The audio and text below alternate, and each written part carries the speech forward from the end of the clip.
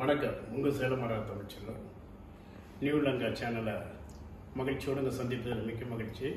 இளைஞர்களுக்கு எப்போ நான் ஒரு ஊக்குவிப்பாக இருக்குன்னு நினைக்கக்கூடியது என் வாழ்க்கை. யாழ்ப்பாணத்தில் மிக சாதாரணமாக என் வாழ்நாள் அடைக்கிவிட முடியாது. என்னுடைய தாகம் சிறு வயது முதலே தமிழ் ஒரு பற்றாளனா, அது யாருக்கும் உள்ளதான். தமிழனா பிறந்ததுக்கு எந்த மொழியில் எந்த நாட்டில் யார் பிறந்திருந்தாலும் அவங்களுடைய தாய்மொழிகள் மீது உள்ள பற்றுதல் இருப்பது இயல்பு. அது என் ரத்தத்தில் கூடி போனது ஒரு விஷயம் அல்ல, பெரிய விஷயம் இல்லை, இயல்பான விஷயங்கள் தான். நாடெங்கும் நான் கிளைகளை திறக்கும்படியில் இருந்திருந்தாலும் உலகம் எங்கும் அதை யாழ்ப்பாணத்திலிருந்து தான் தொடங்குகிறேன் என்று நினைக்கும் போது இந்த யாழுடைய நகரம் எனக்கு இந்த தாய்க்கு மறுபிறவி போல இருக்கும். உறவுகள் தொப்புள்குடி, எங்களுக்கென்று ஒரு தொப்புள்குடி உறவு இருப்பது யாழ்ப்பாணத்துக்கும் தமிழத்துக்குமானது என்பது நாடு உலகம் அறிந்த விஷயங்கள். அந்த இடத்துல இத்தடி ஒரு மக்கள்கிட்ட நான் இந்த கடையை திறப்பதில் எண்ணற்ற மகிழ்ச்சி அடைகின்றேன். அது மட்டும் இல்லாமல் இன்னைக்கு நான் நம்மளுடைய ஜிவாஜிலிங்க சாரை சந்தித்து வாழ்த்து பெற்றேன். அவர் மிக உற்சாகமாக என்னை பற்றி பேசினார். தமிழ்ச்சின் ஒரு அடிப்படையிலிருந்து இந்த அளவு வாழ்க்கையில் எங்கே யாழ் மக்களுக்கு இப்படி ஒரு கடையை திறந்து வேலைவாய்ப்பு உருவாக்கும் பணியில் இருக்கிறார் என்று கூறினார்.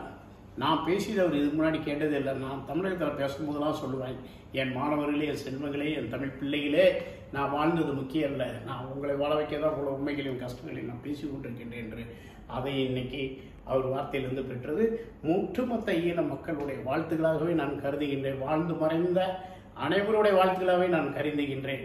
அத்தகைய பணியில் நான் ஈடுபட்டு இந்த யாழில் ஒரு பெரிய கனவு கண்டிருக்கின்றேன். இது ஒரு கடையோடு மட்டுமல்ல, இந்த தொழிலை நான் கற்ற தொழிலை விட்டுட்டு போனேன். நான் நிறைய பேட்டிகளில் சொல்லியிருப்பேன், சித்தர்கள் நிறைய விஷயங்களை விட்டுட்டு போகாமல் மறைச்சிட்டு போயிட்டாங்க. அதனால தான் நமக்கு விஷயம் தெரிய மாட்டேங்குது அப்படின்னு. ஏன்னா ஒரு போகதர் முருகனுடைய சிலையை, அஞ்ச பொண்ணு முருகன் சிலையை பழனியில் கழுவி குடித்தாலும் போதும், அந்த தண்ணி குடித்தாலே எந்த நோயும் 4000 நோயும் மனிதனுக்கு வராதுங்கிற அளவுக்கு சித்தன் அறிந்த இந்த உலகத்தான் கற்ற தொழில வித்தைகள் மற்றவர்களிடம் விட்டு செல்லாத வாசியை இவ்வளவு கஷ்டங்கள் நம்ம பட்டுக்கிட்டு இருக்கோம். ஆனால் நான் பற்ற இந்த வாழ்க்கையை உங்கள் கையில் கொடுத்துட்டு போனது தான் நான் போராடுறேன். அது யாழ் மண்ணுக்கும் இங்கே இருக்கும் புறநமைப்பு தமிழர்கள் முன்னுக்கு வர வேண்டும் துடித்து கொண்டிருக்கின்றது. இந்த இளைஞர்களுக்கு கொடுப்பதில் மிக்க மகிழ்ச்சி. அவர்கள் என்னை பயன்படுத்தி கொள்ள வேண்டும். அந்த இளைஞர்களுக்காக மிகப்பெரிய பேட்டரி நான் நிறுவி இந்த துறைக்கு மட்டும் இல்லை, எனக்கு தெரிந்த அனைத்து துறைக்கான பயிற்சிகளை என்னால் என் வாழ்நாள் முழுவதும் என் பணி இந்த யாழில் சிறந்திருக்கும். மீண்டும் மீண்டும் சொல்லிக் கொள்கின்றேன், எப்போவாவது ஒரு கைத்தொழிலை கற்றுக்கொள், உனக்கு வாழ்க்கையில் எந்த பஞ்சமும் இருக்காங்க. நாமக்கல் கவிஞர் சொல்லியிருப்பார். அதுபோல் நான் பிள்ளைங்களுக்கு சொல்லுவதெல்லாம் படித்து விட்டோம். இதை ஏதோ யாரோ நம்மளை வாழ வைப்பான, நம்மள கிடைச்ச தொழிலை செய்து வாழ பிழைக்க கற்றுக்கொள்ளுங்கள்.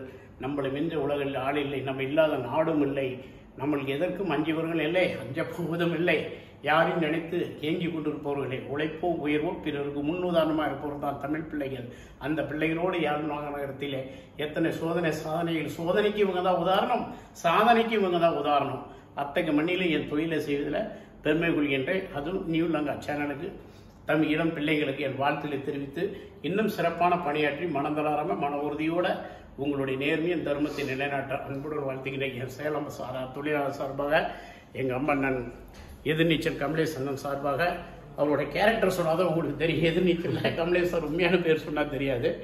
சாருடைய அந்த சேனல் பேர் என்ன சார்? சார் எதிர்நீச்சல் ஞானம் சார். ஞானம் சாரோட பகிர்ந்துக்கிறேன். என் அன்புக்கும் பாசத்துக்கும் வேலையெல்லாம் விட்டு பெரும்பணிக்கு இடையில அவர் ஒரு நாள் சம்பளமே எவ்வளோ நம்ம கணிக்க முடியாது. நான் வருவேன், யாழ் மக்களை சந்திப்பேன் அப்படி என்று சொல்லி நேற்றிலிருந்து இது வரைக்கும் ஆயிரக்கணக்கு மக்கள் அவரோட போட்டோ எடுத்து கழிச்சு போயிட்டாரு. அந்த அன்பின் மலையில நடைந்து அவர் நமக்காக வந்ததுக்காக அவரை பாராட்டுவோம், வாழ்த்துவோம்.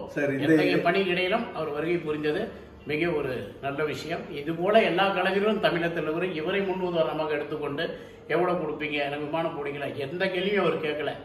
இப்போ கூட ஒரு சிறு உதவி பண்ண, அது கூட அவர் ஒரு டீசலை கூட ஏற்றுக்க மாட்டேங்கிறாரு. இந்த மண்ணெல்லாம் அது எனக்கு வேண்டானே, ஏன்னா நான் வந்ததே பெருசு, இந்த மண்ணை பார்த்தது பெருசு, யாழ்ப்பாணத்தை பார்த்தது பெருசுன்னு ஒரு பாடிக்கொண்டிருக்கின்றா. மற்ற கலைஞர்களை அது ஒரு பாடமாக அமைய வேண்டும்.